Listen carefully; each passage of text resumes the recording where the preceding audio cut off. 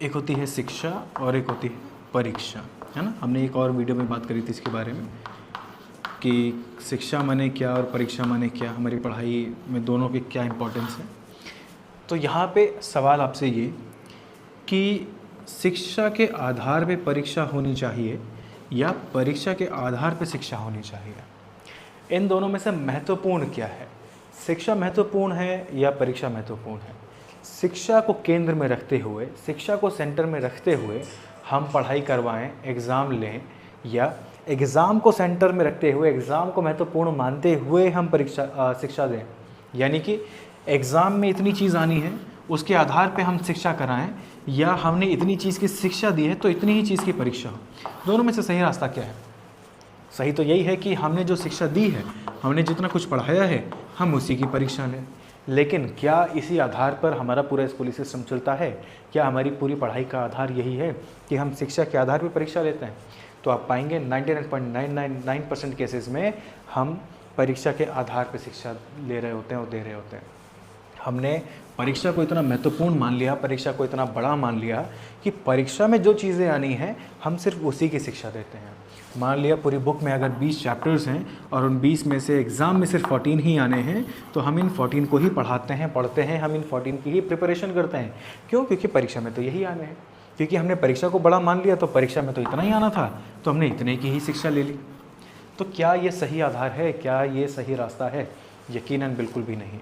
अगर आप परंपरागत तरीका देखेंगे, जो मेमोराइजेशन और रट्टाफिकेशन वाला रास्ता है, तो वो तो आपको यही बताएगा। हमारा जो पूरा स्कूली सिस्टम है वो तो आपको यही बताएगा।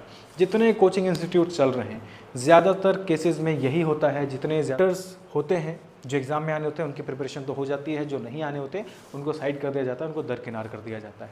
स्कूल में भी ऐसा ही होता है, टीचर्स भी ऐसे ही करते हैं। बोर्ड एग्जाम में क्या क्या आना है उसकी लिस्ट आपके पास में ऑलरेडी है, आप वही पढ़ाते हैं। कौन कौन से टॉपिक्स आने इवन उनका टिक लगवा दिया जाता है, कौन कौन से क्वेश्चंस आने हैं इनका टिक लगवा दिया जाता है, इनकी प्रिपरेशन करवा दी जाती है। महत्वपूर्ण परीक्षा को बता दिया जाता है, शिक्षा महत्वपूर्ण रह ही नहीं जाती लोगों के। और क्योंकि उन्होंने शिक्षा को महत्व नहीं दिया, क्योंकि उन्होंने ज्ञान को महत्व नहीं दिया, इसलिए उनके जीवन में ज्ञान जैसा, बोध जैसा कुछ होता ही नहीं। और जिसके जीवन में ज्ञान और बोध नहीं है, उसके जीवन में बोझ तो रहने ही वाला है। और वही बोझ दिखाई पड़ता है हर बच्चे के ऊपर, वही बोझ दिखाई पड़ता है हर टीचर, हर पेरेंट के ऊपर। आप देखें, कोई भी बच्चा आज अपनी मर्ज़ी से पढ़ना नहीं चाहता है, उसकी अंदर से पढ़ने की इच्छा होती ही नहीं है। ना वो क्लास में अपनी मर्ज़ी से बैठा है सीखने के लिए, पढ़ने के लिए, जानने के लिए, ना वो घर पे जाके होमवर्क करता है अपनी मर्ज़ी से, अपनी इच्छा से कुछ जानने, पढ़ने, सीखने, ज्ञान के लिए। क्यों? क्योंकि उसको ये बचपन से सिखाया जा रहा है कि परीक्षा महत्वपूर्ण है। उसको बचपन से इस बात की ट्रेनिंग मिल रही है कि तुम्हें परीक्षा के लिए पढ़ना है। और परीक्षा के लिए पढ़ा जाएगा तो वो बोझ ही कहलाएगा। अगर उसको बचपन से ये सिखाया जाता है कि शिक्षा महत्वपूर्ण है, परीक्षा नहीं, आपको इसलिए पढ़ना है क्योंकि आपको ज्ञान चाहिए, आपको इसलिए पढ़ना है क्योंकि आपको शिक्षा ग्रहण करनी है, तो वो उसके लिए बोध बनती। और जो चीज़ आपके लिए बोध होती है वो आपको कभी परेशान नहीं करती, वो कभी आपको दुख नहीं देती। बोध तो खुशी देता है, बोध तो प्रकाश का नाम है, बोध तो आनंद का नाम है। बोझ में है दुख। तो अगर आपका बच्चा पढ़ना नहीं चाहता, अगर आपका बच्चा पढ़ाई से कतराता है, अगर आप खुद पढ़ाई से कतराते हैं, तो इसका मतलब आपके लिए पढ़ाई बोझ बनी हुई है। और वो बोझ क्यों बनी है? क्योंकि आपने महत्वपूर्ण गलत चीज़ को मान लिया है। अगर आप गलत रास्ते पर जाएंगे तो वहाँ पर तकलीफ तो आपको होनी है। और जितनी तकलीफ हो रही है आज 99.9% स्टूडेंट्स के साथ में, 99.9% लोगों के साथ में, इस पूरे स्कूली सिस्टम में, पूरी पढ़ाई के तरीके में, पढ़ाई के पूरे जो हमारा एटमॉस्फेयर एनवायरनमेंट है उसमें, वो यही है कि हम बोझ बढ़ाने का काम कर रहे हैं, हम बोझ देने और बोझ लेने का काम कर रहे हैं। हम परीक्षा को बड़ा मानकर परीक्षा का गुणगान कर रहे हैं। हम परीक्षा के लिए अपने कोचिंग इंस्टीट्यूट सेटअप कर देते हैं। हम परीक्षा के लिए बच्चों के लिए अलग अलग कोर्सेज दिलवा देते हैं। हम परीक्षा की तैयारी करवाने के लिए अलग अलग कोर्सेज एज अ टीचर बनाते हैं। और एज अ टीचर हम हमारी क्लासरूम में परीक्षा पर इतना ज़्यादा एम्फेसाइज करते हैं, हम परीक्षा के लिए इतना ज़्यादा जोर देते हैं, इतना ज़्यादा दबाव देते हैं कि उसमें शिक्षा कहीं रह ही नहीं जाती। हम इस बात की परवाह ही नहीं करते कि शिक्षा बच्चे के पास होनी चाहिए थी, उसके पास में ज्ञान होना चाहिए था, उसके पास में बोध होना चाहिए था। हम इस बात की परवाह करते हैं कि उसको परीक्षा में कैसे अच्छे से अच्छे नंबर दिलवाए जाएँ।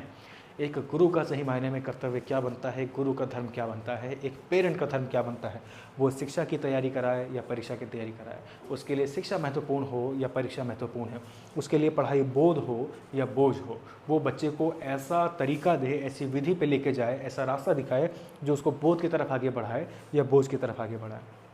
आप अपनी क्लासरूम में जाइए और चेक करिए, आप अपने बच्चे से पूछिए, आप अपने आप से पूछिए कि पढ़ाई बच्चे के लिए बोध बनी हुई है या बोझ बनी हुई है। आप मुझे कमेंट में ज़रूर बताइएगा, मैं इंतज़ार करूँगा आपके कमेंट का कि अभी तक मैं 100+ स्कूल्स में जा चुका हूँ, अलग अलग स्टेट्स में मैं ट्रैवल कर चुका हूँ, और मुझे अभी तक कोई ऐसा नहीं मिला, ना कोई टीचर, ना कोई पेरेंट, ना कोई बच्चा जो ये कहे मेरे लिए मेरी पढ़ाई बोध का काम करती है। जो पढ़ाई मुझे मज़ा देती है, मैं 12-15 घंटे अपनी खुशी से, अपनी इच्छा से पढ़ता हूँ, मुझे किसी दूसरे की ज़रूरत ही नहीं पड़ती है, मुझे किसी दूसरे के रोकने टोकने कहने की आवश्यकता ही नहीं पड़ती। अभी तक मुझे कोई नहीं मिला। कोई पढ़ रहा है तो वो बोझ की वजह से, कोई ना कोई प्रेशर है, कोई ना कोई सपने का बोझ उसके ऊपर डाला गया है, कोई ना कोई एग्ज़ाम का प्रेशर उसके ऊपर डाला गया है, कोई ना कोई लालच उसको ऐसा दिखाया गया है जिसकी वजह से वो पढ़ रहा है, जिसकी वजह से वो प्रेशर में आ रहा है और वो बोझ बनता चला जा रहा है। तो अगर आपको आपकी बच्चे की पढ़ाई को बोध बनाना है, बोझ अगर आपको अपने बच्चे से हटाना है, अपने स्टूडेंट से बोझ हटाना है, तो आपको शिक्षा को महत्वपूर्ण मानना होगा, आपको शिक्षा पर जोर देना होगा, आपको शिक्षा पर काम करना होगा, आपको ज्ञान पर काम करना होगा। अगर आप समझने पर काम करते हैं, अगर आप समझ के स्तर को उठाने का काम करते हैं, मतलब आप बोझ के लिए काम कर रहे हैं, और अगर आप याद करने पर जोर देते हैं, मेमोराइजिंग पर जोर देते हैं, आप रटने पर जोर देते हैं, आप खुद समझाने पर जोर देते हैं, तो इसका मतलब आप परीक्षा पे जोर दे रहे हैं। आपका जोर परीक्षा पे है, आपका जोर बोझ बढ़ाने के ऊपर में है।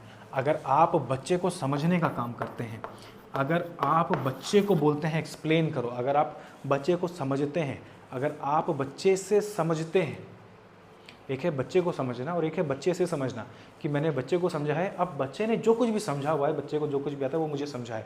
अगर बच्चा एक्सप्लेन करता है, अगर आप बच्चे के हिसाब से काम करते हैं, अगर आप बच्चे के स्तर के हिसाब से काम करते हैं, तो इसका मतलब आप बच्चे के जीवन में बोध पैदा कर रहे हैं, उसके जीवन में ज्ञान लेकर आ रहे हैं। और अगर ऐसा नहीं है तो बोध नहीं है तो बोझ तो फिर है ही।